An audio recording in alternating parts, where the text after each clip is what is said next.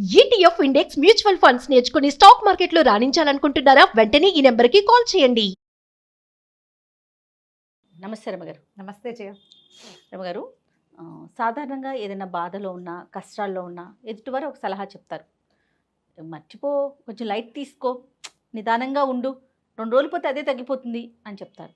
లేదు, ఏదో ఒక ఆధ్యాత్మిక అంశాలను చూస్తున్నప్పుడు కానీ టీవీలో కావచ్చు, సోషల్ మీడియాలో వారు కూడా ఒక ఎగ్జాంపుల్ కింద ఇదే, కష్టాలు మనిషికే వస్తాయి, 4 రోజులు పోయినాక తీరుతాయి, బాధలు మనిషికే ఉంటాయి, కష్టం వెనకాలే సుఖం ఉంటుంది.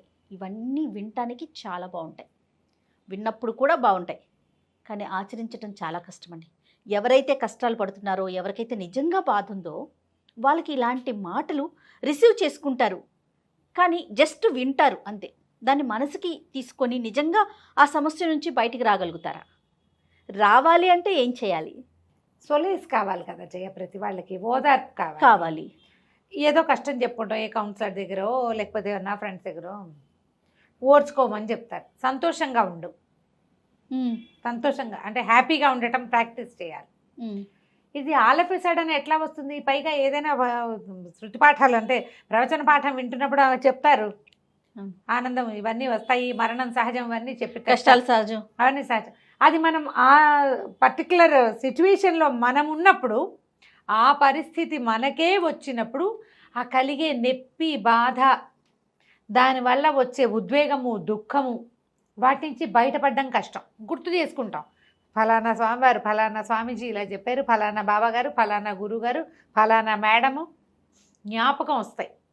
కానీ ఈ ప్రజెంట్ కండిషన్, ఇప్పుడు కనపడుతున్నటువంటి పరిస్థితి, తర్వాత దీనివల్ల రాబోయే ఇబ్బందులు, ఒకరు మరణించారు అనుకుందాం, ఇలాంటి దాంతోటే స్టార్ట్ చేద్దాం. ఇంట్లో ఒకరు మరణించారు, తండ్రి, పిల్లలు అనాథలైపోతారు, పిల్లల పెళ్ళిళ్ళు, వాళ్ళ చదువులు, వాళ్ళ పురుళ్ళు, తల్లి ఎక్కడ ఉండాలి, ఏం చెయ్యాలి, ఇవన్నీ మనని భయపెట్టేస్తాయి. అవును.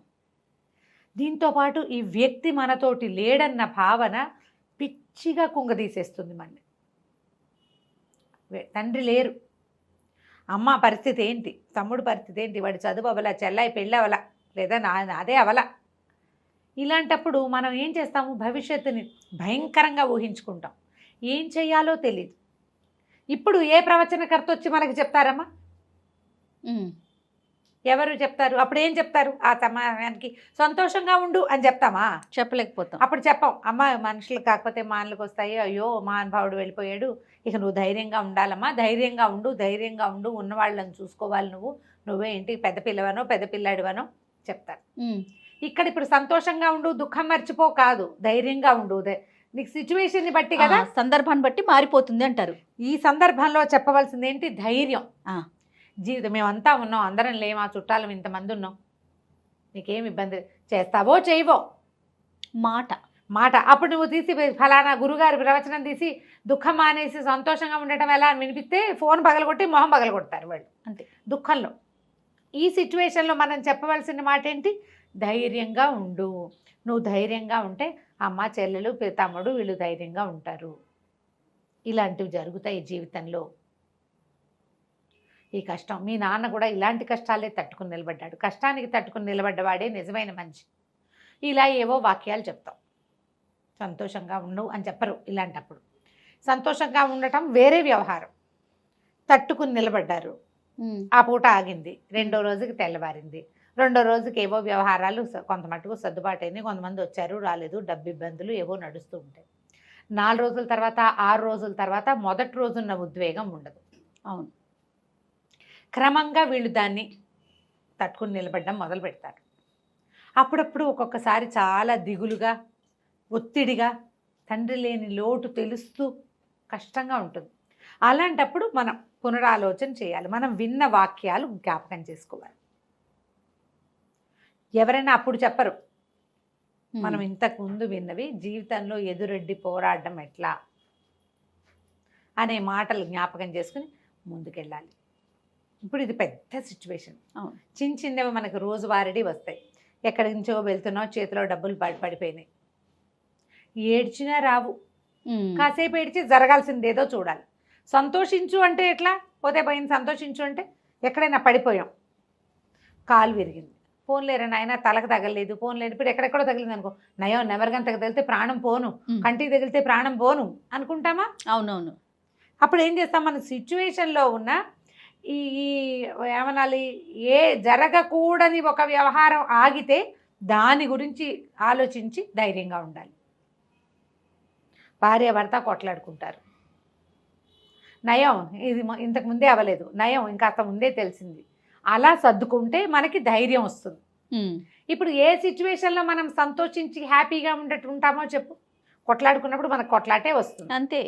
ఒక కాసేపు ఏడుస్తాం, రాత్రి పడుకున్నాక ఆలోచించుకోవాలి అసలు ఎందుకు వచ్చింది, దీని నుంచి ఎలా బయటపడాలి, దీంట్లో నా తప్పెంత, నేనే ఏదైనా ప్రొవోక్ చేశానా, నేను సరిగా చేశానా, అసలు నా పాట ఎంతవరకు కరెక్ట్. మీరు ఆలోచిస్తే ఎదురుగుండా వాడిని అనడం మానేస్తే సంతోషంగా ఉండటం ఎలాగో మీకు తెలుస్తుంది. ఈ మొత్తానికి అండర్ కరెంట్ ఏంటంటే ధైర్యంగా సంతోషంగా హ్యాపీగా ఉండడం. అది వీటన్నిటినీ పెద్ద పెద్ద పువ్వుల్ని కట్టే ఒక సన్న దారం. మనం పువ్వులు దండ కడతామా, గుచ్చుతాం, ఒక 2 రోజులు వదిలేసామనుకో ఏమిటో కొన్ని పసుపచ్చగా ఆకుపచ్చగా బాగానే ఉంటాయి, కొన్ని మాడు మొహాలు పడతాయి, అంటే అది ఆల్రెడీ వాడిన పువ్వు. మొత్తం పూలదండంతా ఒకేసారి ఎప్పుడు వాడదు. అవును, కొన్ని పువ్వులే నల్లబడతాయి, మిగిలింది కొంత తాజాగా ఉంటుంది. అప్పుడు ఈ వాడిన పువ్వుని తీసేసామనుకో దండంతా మనకు తాజాగా కనపడుతుంది. ఆలోచించండి, ఇదే దీనికి కావాల్సింది. మన మనసులో ఉన్న ముళ్ళుని తీసి పక్కన పెట్టాలి. ఆ మురికికి మనమే కారణమా అనేది ఆలోచించుకోవాలి. ప్రతిసారి ఆలోచించాలి, మాట్లాడాలి అని చెప్తే ఒళ్ళు మండిపోతుంది జనాలకి.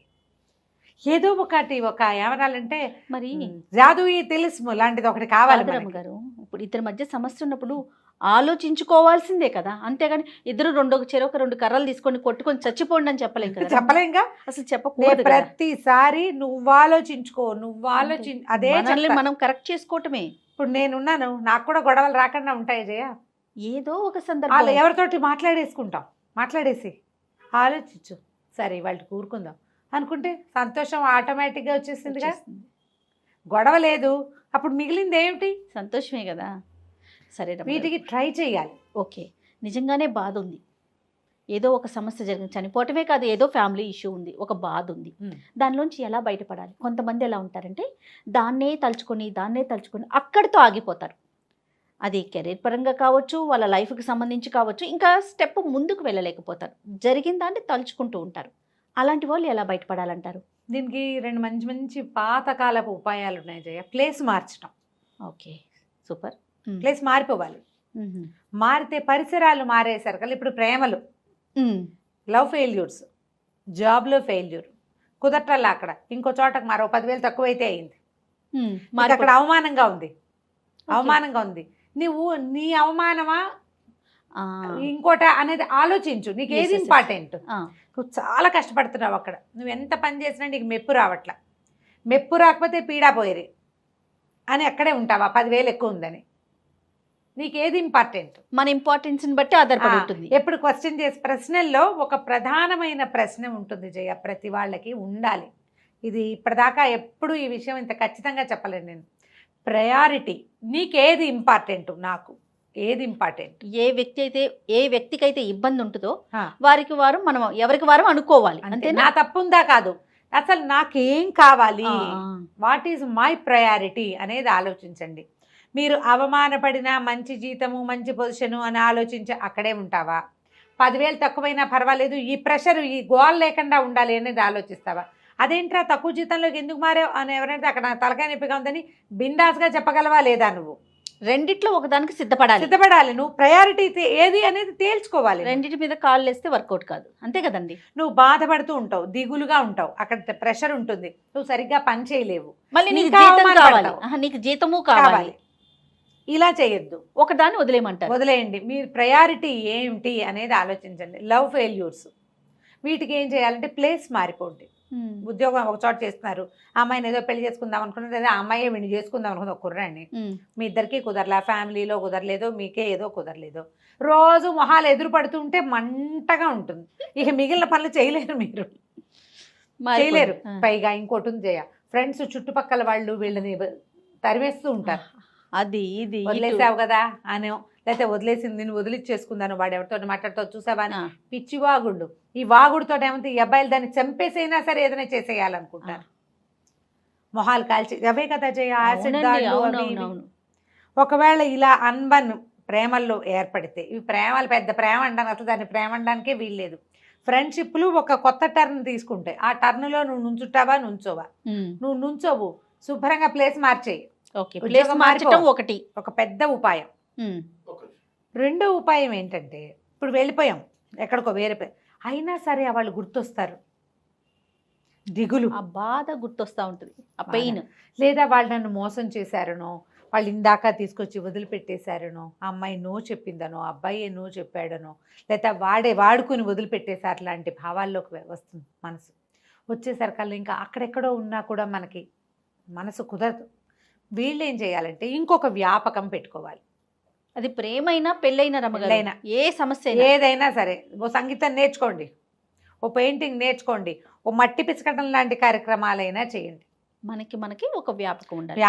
వ్యాపకం ఉండాలి. అది మనకి కొంత సంతోషాన్ని కలిగించే రకపు వ్యాపకం. దీనికి ఏంటంటే శారీరక శ్రమ గనక ఉంటే, ఆ, శరీరం అలసిపోతే సూపర్ అండి, ఈ పిచ్చి ఆలోచనలు రాకుండా ఉంటాయి, నిద్ర పట్టేస్తాయి. ప్రశాంతంగా నిద్రపడుతుంది. శుభ్రంగా ఓ జిమ్లో చేరటం, వాకింగ్కి వెళ్ళటం, యోగాకి వెళ్ళటం, ఎక్సర్సైజ్ చేయటం, చచ్చేలా నడిచేయటం, ఇంటికి అలసిపోవాలి. వస్తే నిద్ర పట్టేస్తుంది. ఆ, అలసిపోవాలి బాగా. కొంతమంది అతిగా తింటారు, కొంతమంది తిండి మానేస్తారు. అవును. వీళ్ళిద్దరికీ కూడా ఇదే మార్గం. శరీరాన్ని అలవగొట్టే రకపు ఆటలనైనా మీ తోడుని చేసుకోండి, లేదా మనసుని ఆహ్లాదపరిచే లలిత కళలనైనా ఏదో ఎన్నుకోండి. ఒకటి. ఇది ఏదైనా చేస్తే మీరు ఇందులోంచి బయటపడతారు. సంతోషం అంటే దుఃఖం లేకపోతే సంతోషం ఉన్నట్టేనమ్మా. దుఃఖం ఉండకూడదు. అంతే. ఈ దుఃఖం ఉండకుండా చేయాలి అంటే మొదటిది దుఃఖం పోవాలి. దానికి కాలం చాలా సహాయపడుతుంది. ఇప్పుడు ఆ నాన్నే చనిపోయారు, ఇందాక చెప్పింది. తెల్లవారేసరికి రోజు మారిపోతుంది, అంతే కదా. నెల తిరిగేసరికి నెల మారిపోతుంది.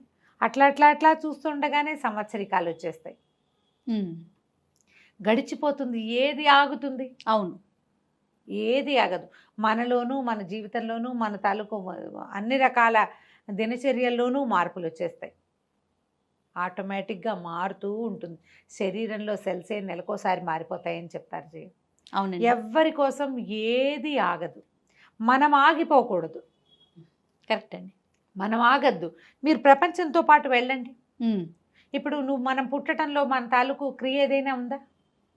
మనం పెరగటంలో కూడా ఏముండదు. ఏదో కొంత వయసు వచ్చాక అప్పుడు మన ఐడియాలు, మన ఆలోచనలు, ఐడియాలజీ, నా ప్రయారిటీస్ అవన్నీ వస్తాయి. అంతకుముందు మనదేముంది? అవును, మన ప్రమేయం లేకుండా పుడతాం, పెరుగుతాం. అలాగే పోనివ్వండి జీవితాన్ని. మనం ఏ పని చేయటానికి, దేనికి ఉపయోగపడడానికి పుట్టామో మనకు తెలియదు. దానికోసం వెతకండి. అప్పుడు అలాంటి ప్రయాణం చేస్తే మనం ఎవరికైనా సహాయపడతాం. వాళ్ళు సంతోషిస్తే అది మనకి సంతోషం అవుతుంది. అంతే. చిన్ని నా బొజ్జకి శ్రీరామ రక్ష అని ఎప్పుడు నేను నా సంగతే చూసుకుంటూ నేనే అనుకుంటే ఈ నేను మీకు అంత సంతోషాన్ని ఇవ్వదు. మనం అనుకునే సంతోషం ఎస్, నేనుకి అంత ఉండదు. రైట్. ఇలా ఆలోచిస్తే మనం దుఃఖాన్ని జయించగలుగుతాం. సూపర్ అండి. కష్టం లేనివాడు ఎవ్వడు లేడమ్మా లోకంలో, ఎవ్వరు లేరు. బుద్ధ భగవానుడి దగ్గరికి ఒక ఆవిడ వచ్చిందట. నా కొడుకు చనిపోయాడు, పిల్లవాడిని బతికించు, నాకు ఒక్కడే కొడుకు, లేక కలిగాడు, భర్త కూడా లేడు, పిల్లాడు లేకపోతే నేను ఎట్లా బతుకుతానంటే పాపం కళేబరాన్ని పుచ్చుకుని తల్లి అట్లా నిలబడిందట. బుద్ధుడు చెప్పాడట, అమ్మ మరణం లేని ఇంట్లో నుంచి గుప్పెడు బియ్యం తీసుకురా, నీ పిల్లాన్ని బతికిస్తానని. ఆ ఊరంతా తిరిగి వచ్చింది. మరణం లేని ఇల్లు ఉంటుందా? నేను చెప్తున్నాను, ఫెయిల్యూర్ లేని జీవితం అంటూ ఉండదు. కోటీశ్వరులు కూడా, అవునండి, బాన్ విత్ గోల్డెన్ స్పూన్ అయినా కూడా వాడు ఖచ్చితంగా కనీసం హ్యాండ్ రైటింగ్లో అయినా ఫెయిల్ అవ్వాల్సిందే. వాడు ఏదో ఒకటి, అంతే, ఏదో ఒకటి. ఎంత చెట్టుకి అంత గాలిలాగా ఫెయిల్యూర్ లేని వాళ్ళే ఉండరు. మనం దేంట్లో ఫెయిల్ అయినా మనం బతికే ఉన్నాము అంటే బతికి చూపించాలని అర్థం. ఆ బతకటాన్ని సంతోషంగా స్వీకరించాలి. భగవంతుడు ఇచ్చిన వరం ప్రాణం. దీన్ని తీసేయటం, పారేయటం, అదేదోటం, ఎప్పుడు ఏడుస్తూ ఉండటం, ఒంటరిగా ఒక్కళ్ళే ఉండేవాళ్ళు లక్షల్లో ఉన్నారు ఇండియాలో. చుట్టుపక్కల వాళ్ళతో స్నేహం చేయండి. ఒకవేళ మీరు ఒంటరి వాళ్ళైతే నాకు ఎవ్వరు లేరని దుఃఖించద్దు, స్నేహం చేయండి. ఎక్కడికైనా అనాశరణాలయాలకు వెళ్ళండి, ఏదైనా నర్సరీలకు వెళ్ళండి, హాయిగా స్కూళ్ళకి వెళ్ళండి. స్కూల్లో పిల్లలకి ఏదైనా 4 మంచి వాక్యాలు చెప్పడానికి వెళ్తూ ఉండండి. పార్క్కి వెళ్ళండి సాయంత్రం అయ్యేసరికి. ప్రపంచంతో మీ సంబంధాన్ని పెంచుకోండి. మీరు ఎందుకు పుట్టారో మీకు అర్థమవుతుంది ఏదో ఒక పాయింట్లో. నేను ఎందుకు బతుకున్నాను అని తెలుస్తుంది. అవును అవును. ఎందుకు బతుకున్నామో ప్రశ్నించుకోవాలిగా. నేను ఎందుకు బతుకున్నాను రా దేవుడా అని ఇంట్లో కూర్చుంటే ఎట్లా?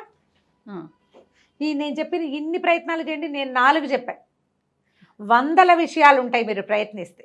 కరెక్ట్ అమ్మగారు. మీ పరిధిలో మీరు ఎంత మటుకు వెళ్ళగలరో అంత మటుకు వెళ్ళండి. ఎందుకు పుట్టామో, మనం ఎందుకున్నామో, ఎందుకు హాయిగా బతకాలో చివరి వరకు అది మనకి తెలియజేస్తుంది. ప్రయత్నం చేసి చూడాలి అంతే. తప్పకుండా. నమస్తే. నమస్తే.